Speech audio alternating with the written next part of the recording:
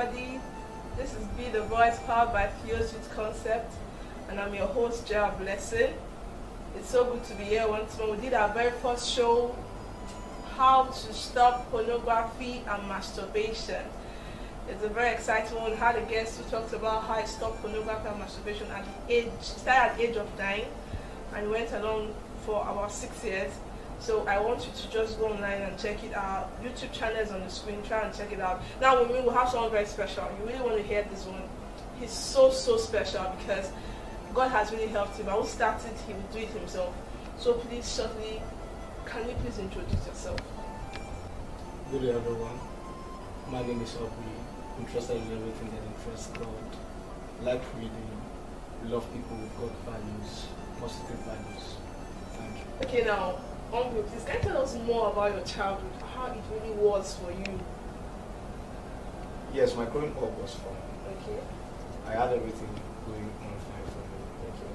Why? Because my both parents worked in a place where they had all happening for them financially. Okay. My mom was a doctor somewhere. My dad was working in one of these prestigious companies and was occupying wonderful position in there. So they had everything that I needed, they provided it financially. Okay.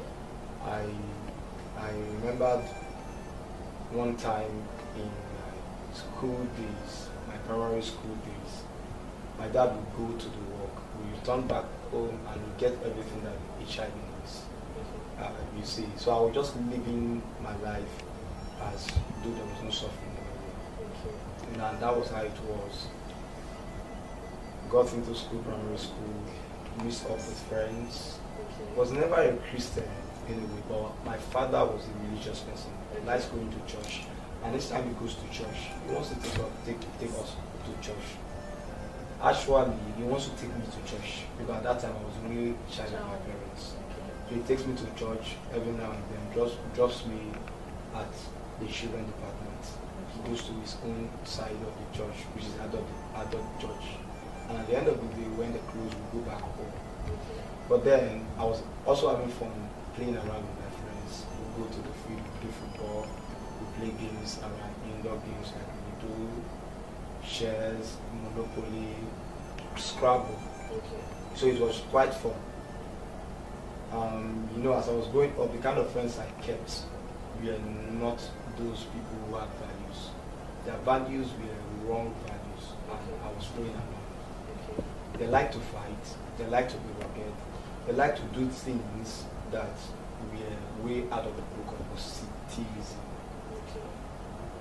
We went along until I was 9 years old. We were exposed to a lot of things at that particular age, like pornography, and we were a little bit exposed to this rugged kind of life more than we were when I was actually, before I was 9 years old. And I was also exposed to smoking, although I didn't smoke the natural cigarettes or the marijuana. Okay. But how I did mine is to grind dry plantain leaf. I ground it and folded it in paper, and I thought it was the marijuana. I'll go into the bedroom, pretending to go and take my bath. Okay. Because then we were sharing public toilets, public restroom. So I'll go in there, lock it as though I was taking my bath. I would light it and begin to take it, leave it in. At that age, between the age of 8 and 9 years. Wow. However, before I was 10 years, I stopped that. Okay.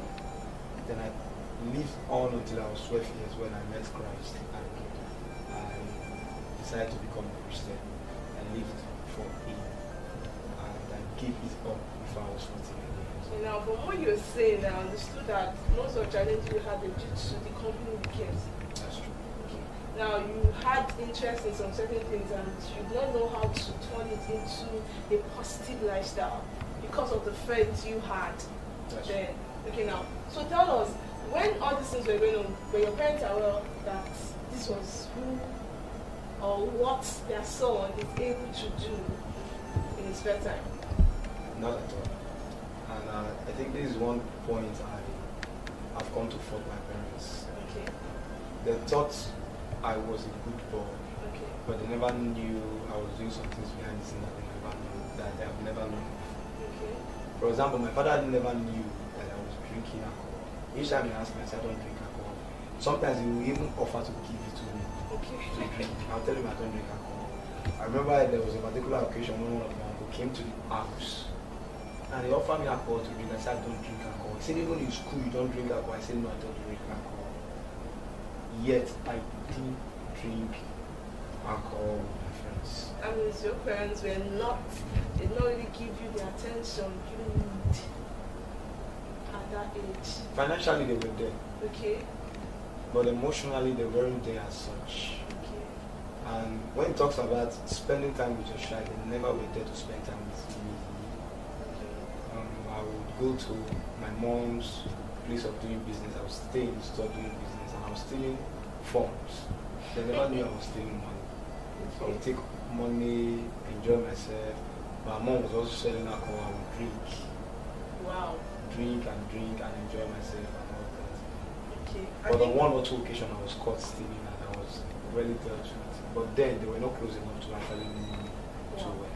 Okay, I think this now goes to parents. I really want to say this before we go ahead. Most parents, you think that you're providing everything the child needs, and you give the child the money, you buy the clothes. You know, it's not just that.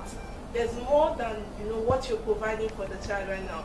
There's an emotional part that you're not taking care of at all. And if that part is not worth taking care of, the child has freedom to misbehave, freedom to make wrong friends without you even knowing, freedom to do some certain things that at the end of the day, it will not be a good testimony for the child. So I want to encourage every parent, try to give your child attention. Try and know what and who the child moves with.